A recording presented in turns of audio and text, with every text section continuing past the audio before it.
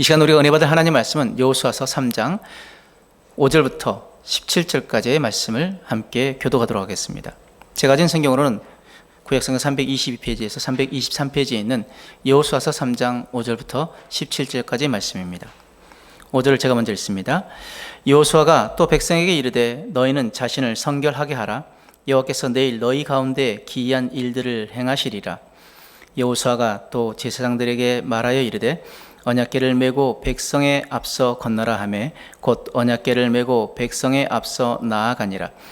여호와께서 여호수아에게 이르시되 내가 오늘부터 시작하여 너를 온 이스라엘의 목전에서 크게 하여 내가 모세와 함께 있었던 것 같이 너와 함께 있는 것을 그들이 알게 하리라. 너는 언약궤를 맨 제사장들에게 명령하여 이르기를 너희가 요단 물가에 이르거든 요단에 들어서라 하라. 여호수아가 이스라엘 자손에게 이르되 이리 와서 너희의 하나님 여호와의 말씀을 들으라 하고 또 말하되 살아계신 하나님이 너희 가운데에 계시사 가나안 족속과 헷 족속과 히위 족속과 브리스 족속과 기르가스 족속과 아모리 족속과 여부스 족속을 너희 앞에서 반드시 쫓아내실 줄을 이것으로써 너희가 알리라. 보라, 온 땅의 주의 언약궤가 너희 앞에서 요단을 건너가나니 이제 이스라엘 지파 중에서 각 지파에 한 사람씩 12명을 택하라. 온 땅에 주 여호와의 궤를 맨 제사장들의 발바닥이 요단물을 밟고 멈추면 요단물 곧 위에서부터 흘러내리던 물이 끊어지고 한 곳에 쌓여 서리라. 백성이 요단을 건너려고 자기들의 장막을 떠날 때 제사장들은 언약궤를 메고 백성 앞에서 나아가니라. 요단이 곡식 거두는 시기에는 항상 언덕에 넘치더라.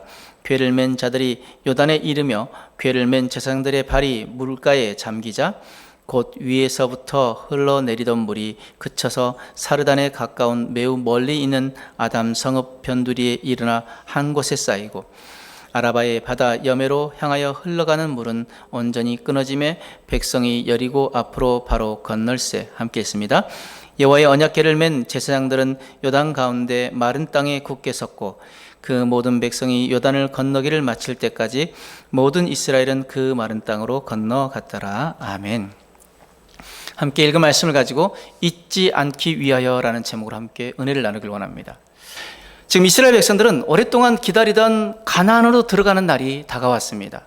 지금 그 가나안으로 들어가는 그 백성들은 거의 광야에서 태어난 사람들입니다. 1세대는 광야에서 다 죽고 40년 동안 이제 가나안 땅에 들어가는 2세대들, 이스라엘 2세대들이 이제 가나안 땅을 들어가는데 한 가지 목표만을 가지고 광야를 지나왔습니다. 그 목표는 무엇입니까? 바로 가나안 땅에 들어가는 것.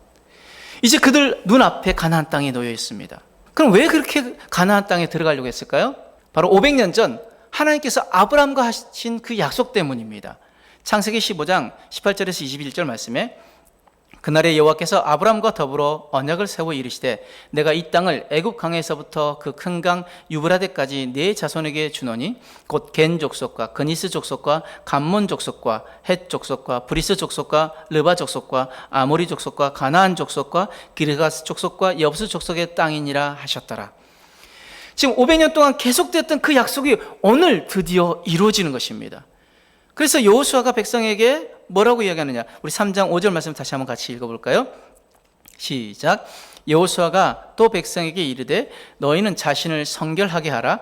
여호와께서 내일 너희 가운데 기이한 일들을 행하시리라. 아멘. 백성에게 이야기하는 거죠.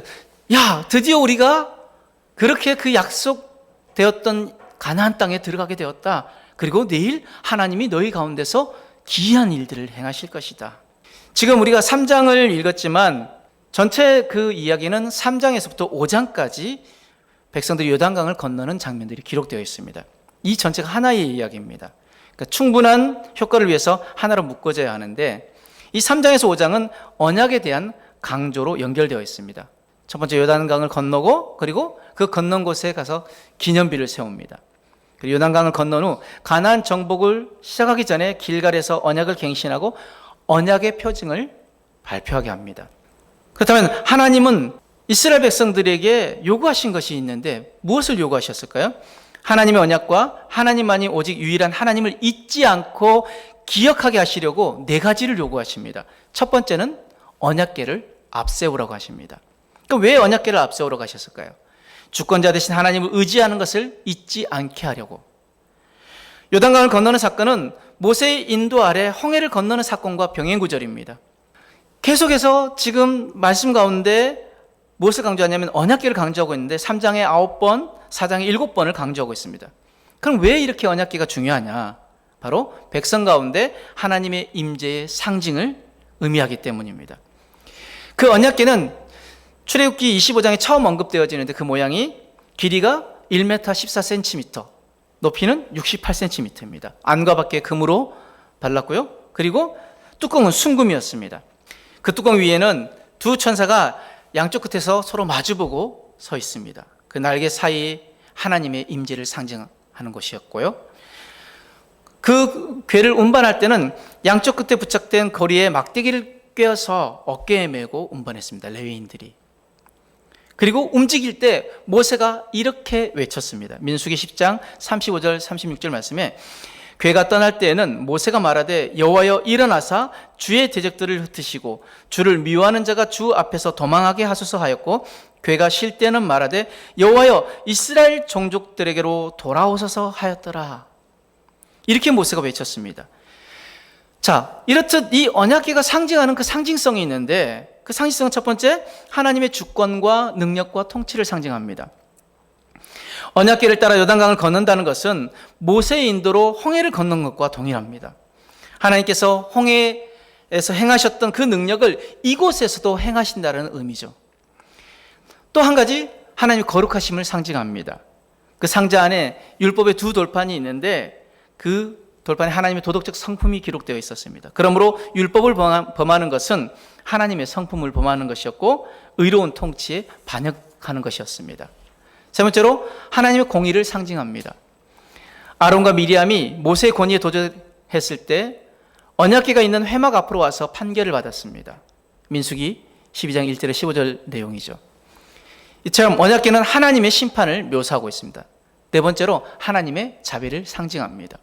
언약궤 덮개를 시온소라고 하는데 대속죄일, 즉 1년에 한 번 백성들의 죄를 위해서 그 제물의 머리에 죄를 고백하고 안수하고 그 짐승을 죽여서 그 피를 시온소에 뿌립니다. 그리고 대속받게 되어지는 거죠. 그 대속의 원리가 증거해 주는데 아담과 하와를 위해서 짐승을 죽였던 하나님께서 예수님을 우리 가운데 보내시고 십자가에 죽게 하심으로 그것을 온전히 완성하십니다. 그 속죄를. 그러므로 요단강에서 언약궤가 앞서간다는 의미는 무엇일까요? 바로 하나님이 앞서가시고 하나님이 내가 너희와 함께 할 것이다 라고 말씀하시는 것이고 그 하나님을 온전히 의지하고 의뢰하라 라는 의미인 거죠. 두 번째로 하나님께서 한 가지 또 요구하신 것이 바로 기념비를 세우라는 것을 요구하셨습니다. 그럼 왜 기념비를 세우라고 하셨을까요? 하나님만이 참 하나님을 잊지 않게 하려고 기념비를 세우라고 하신 것입니다. 본문 다음에 있는 장 4장 4절부터 7절 말씀 같이 있습니다. 시작. 여호수아가 이스라엘 자손 중에서 각 지파에 한 사람씩 준비한 그 12사람을 불러 그들에게 이르되 요단 가운데로 들어가 너희 하나님 여호와의 궤 앞으로 가서 이스라엘 자손들의 지파 수대로 각기 돌 한 개씩 가져다가 어깨에 매라. 이것이 너희 중에 표징이 되리라. 후일에 너희의 자손들이 물어 이르되 이 돌들은 무슨 뜻이냐 하거든 그들에게 이르기를 요단물이 여호와의 언약궤 앞에서 끊어졌나니 곧 언약궤가 요단을 건널 때 요단물이 끊어졌으므로 이 돌들이 이스라엘 자손에게 영원히 기념이 되리라 하라 하니라.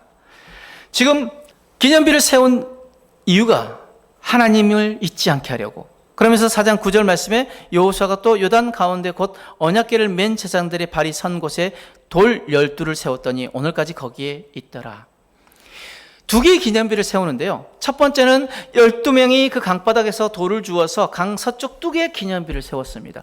또 하나는 12개의 돌을 주워서 언약궤를 운반하던 그 제사장들이 서 있었던 그 요단강 가운데 세웠습니다. 그래서 그 요단강이 평상시에는 낮게 흐르기 때문에 그 돌들이 보였겠죠. 하지만 모맥을 거두는 시기에는 강둑에 차고 넘쳤기 때문에 보이지 않지만 강 서쪽에 세우는 그 돌들을 보면서 그들이 기억했을 거라는 것입니다. 그 기념비를 세운 이유가 가나안을 정복하기 위해서 그 땅에 들어간 세대는 자신의 목적을 계속해서 상기시킬 기념물이 필요했기 때문입니다. 또한 다음 세대가 그들의 부모가 준 신앙과 교훈을 쉽사리 잊지 않게 하기 위해서 잊을 수가 있기 때문에 그 기념비를 통하여서 자녀들에게 가르치는 거죠.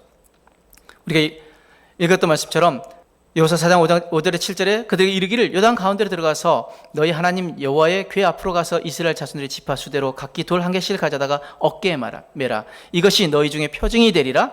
후일에 너희의 자손들이 물어 이르되 이 돌들은 무슨 뜻이냐 하거든 그들에게 이르기를 요단물이 여호와의 궤 앞에서 끊어졌나니 곧 언약궤가 요단을 건널 때 요단물이 끊어졌으므로 이 돌들이 이스라엘 자손에게 영원히 기념이 되리라 하라 하니라.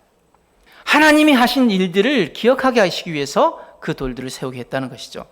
우리 4장 21절부터 24절 한번 이 말씀도 한번 같이 한번 읽어볼까요? 우리 성경을 찾아서 읽습니다. 21절부터 시작. 이스라엘 자손들에게 말하여 이르되 후일에 너희의 자손들이 그들의 아버지에게 묻기를 이 돌들은 무슨 뜻이니까 하거든 너희는 너희의 자손들에게 알게 하여 이르기를 이스라엘이 마른 땅을 밟고 이 요단을 건넜음이라. 너희의 하나님 여호와께서 요단물을 너희 앞에서 마르게 하사 너희를 건너게 하신 것이 너희의 하나님 여호와께서 우리 앞에 홍해를 말리시고 우리를 건너게 하신 것 같았나니 이는 땅의 모든 백성에게 여호와의 손이 강하게 하신 것을 알게 하며 너희가 너희의 하나님 여호와를 항상 경외하게 하려 하심이라 하라. 아멘. 지금 그 요단강을 건넜던 그 세대는 그것을 기억하고 있겠지만 그 다음 세대들은 그것을 기억하지 못할 것이라는 것이죠. 우리도 마찬가지입니다. 6.25를 겪었던 우리 할아버지 세대, 아버지 세대는 그것을 기억하고 있기 때문에 그 6.25가 남다른 의미로 다가옵니다. 하지만 우리는 6.25 하면 그저 책에서 읽고 우리가 잘 모르지만 그 6월 25일을 기념하면서 그때 우리가 어떤 일을 당했고 우리가 그 일들을 다시 당하지 않기 위해서는 우리가 어떻게 해야 되는지 계속 우리가 자녀를 가르치고 교육받습니다. 마찬가지로 지금 이스라엘 다음 세대들이 그 요단강을 건넜던 그 세대가 아닌 다음 세대들이 그 일들을 알지 못할 때 그들이 가다가 자녀들이 아버지한테 묻는 거죠. 아빠, 저기 있는 돌들은 왜 세워져 있죠? 그러면 그 아버지는 그 자녀들에게 이렇게 가르치는 것입니다. 저것은 하나님께서 우리를 요단강을 마른 땅처럼 건너게 하신 것을 기념하기 위해서 저 돌들을 세우게 하셨어. 그것들을 보면서 하나님이 우리에게 놀라운 일들을 행하셨다는 것을 잊지 말라고 저 돌들을 세우게 하셨단다. 그렇게 자녀들에게 가르치는 것이죠. 자녀들에게 전능하신 하나님의 기적에 대해 말해주므로 자녀들이 부모의 하나님을 잊지 않게 하려고 그 기념비를 세우게 했던 것입니다.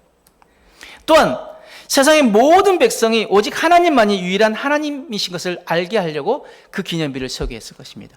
그 이스라엘 백성뿐만 아니라 그 땅을 오가던 다른 많은 민족들이 저 돌들이 왜 세워져 있지? 그러면 그 돌들에 대해서 아는 사람이 이야기할 것이죠. 저 돌들은 하나님이 그 이스라엘 백성들을 그 200만이나 되는 그 백성들을 그 요단을 마른 땅처럼 건너게 하셨대. 그러면서 하나님이 우리가 알던 그런 다른 신들과 똑같은 하나님이 아니시구나. 그들이 알게 되어지는 것이죠.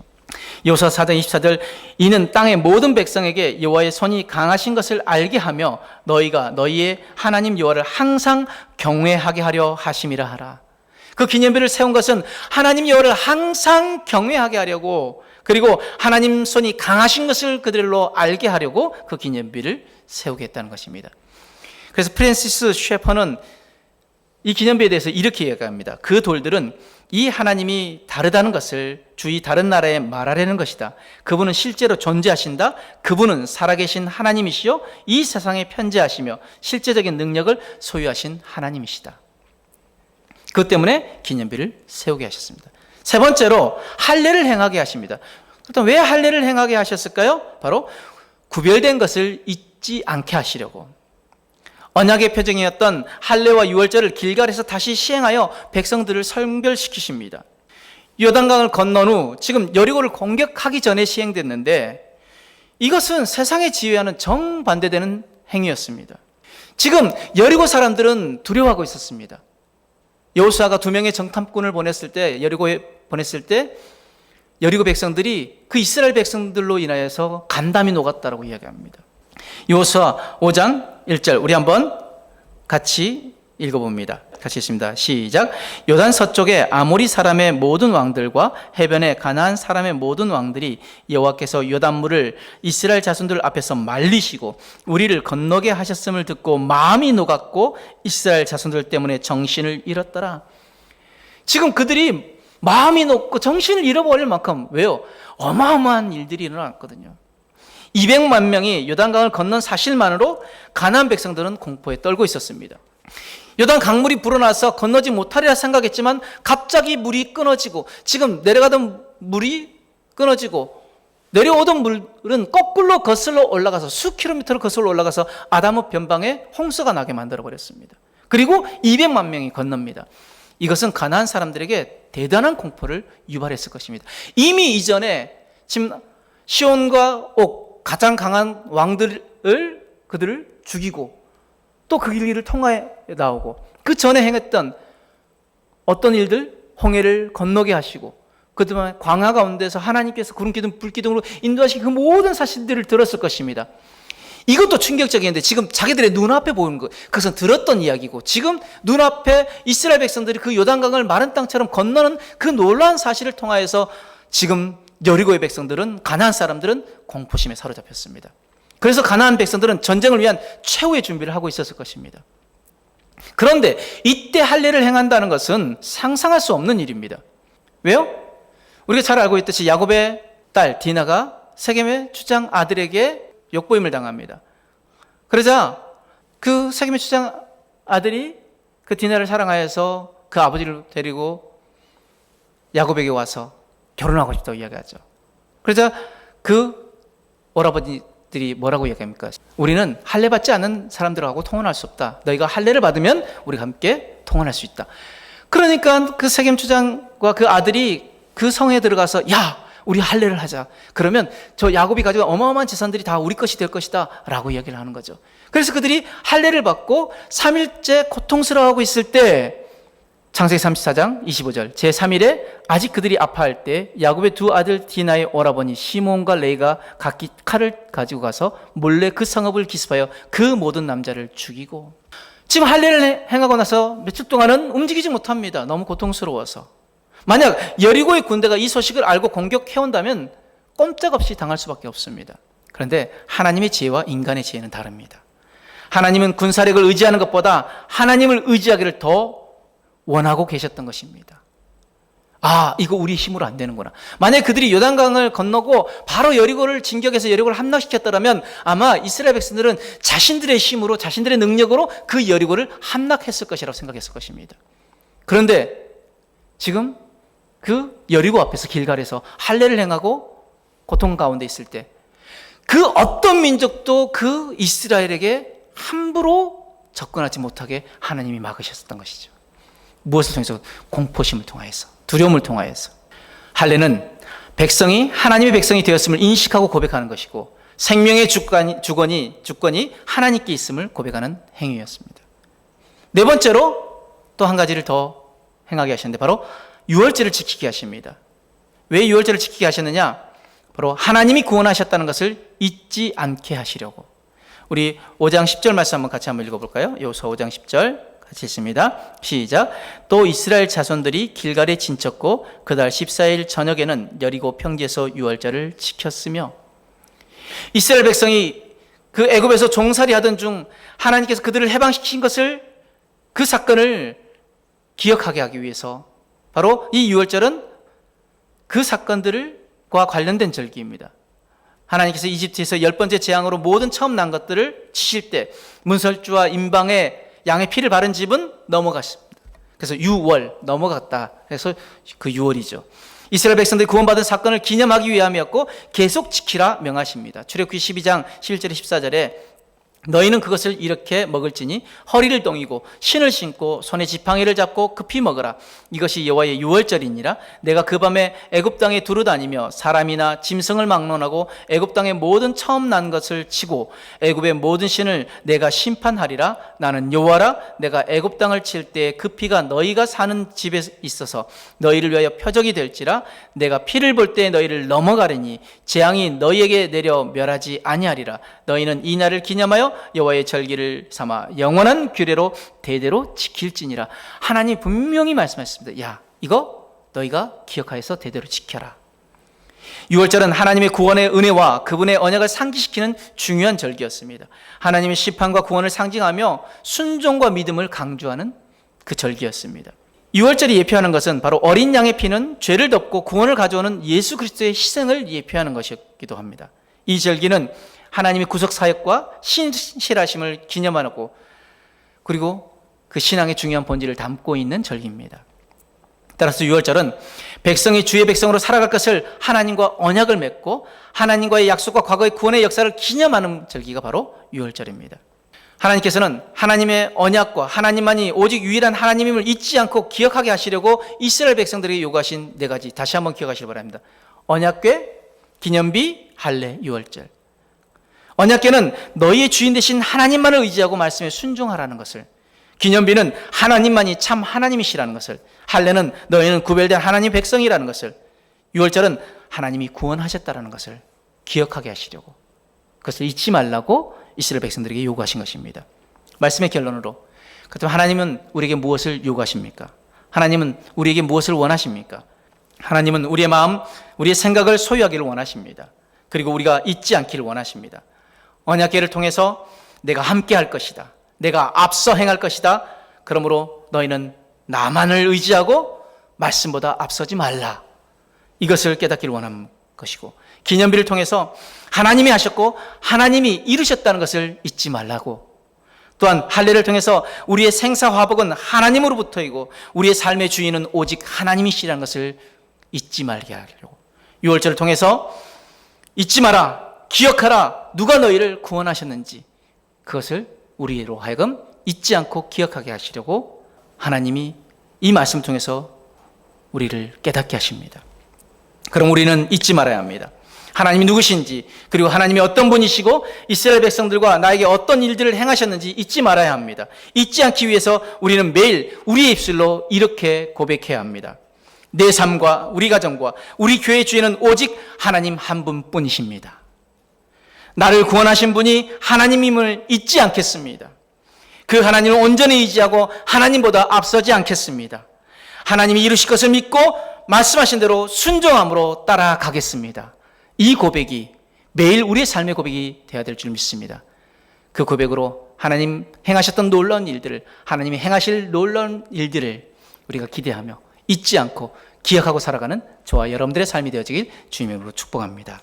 아멘.